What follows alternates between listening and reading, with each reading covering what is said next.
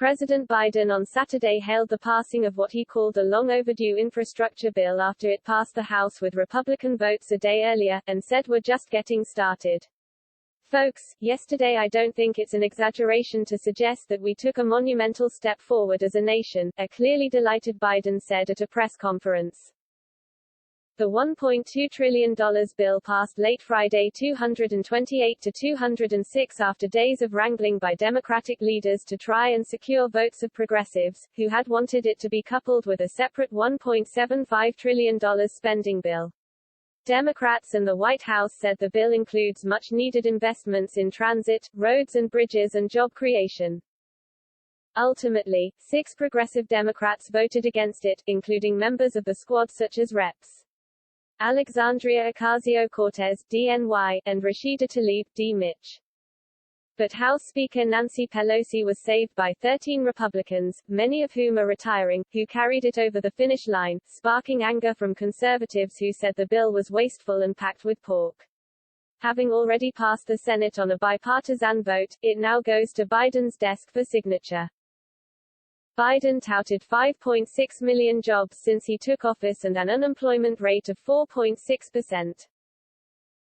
And we're just getting started. We did something that's been long overdue, that long has been talked about in Washington, but never actually been done, he said, calling it a once-in-a-generation investment.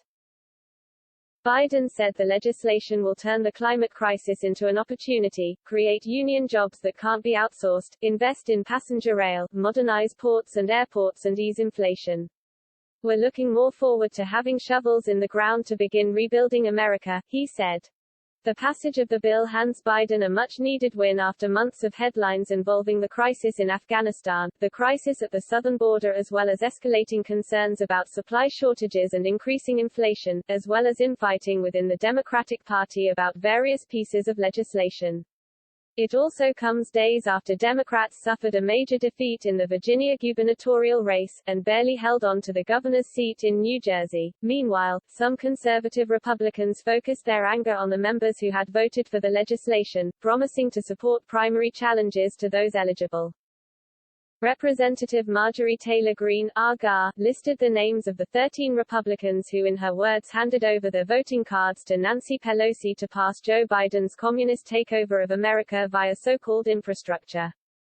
Those who voted for it defended the decision, with Representative Nicole Malliotakis, RNY, arguing that the funding will be used by states and cities to modernize roads, highways, bridges, sewer systems, and flood resiliency projects, including right here on Staten Island and in southern Brooklyn.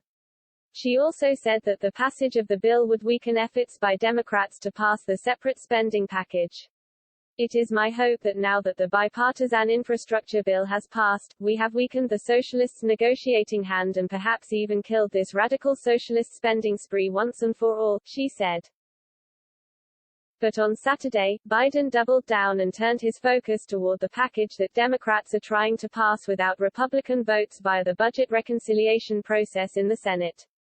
Moderate Democrats have balked at the size of the package, as well as various inclusions such as amnesty for illegal immigrants, massive climate provisions and tax increases.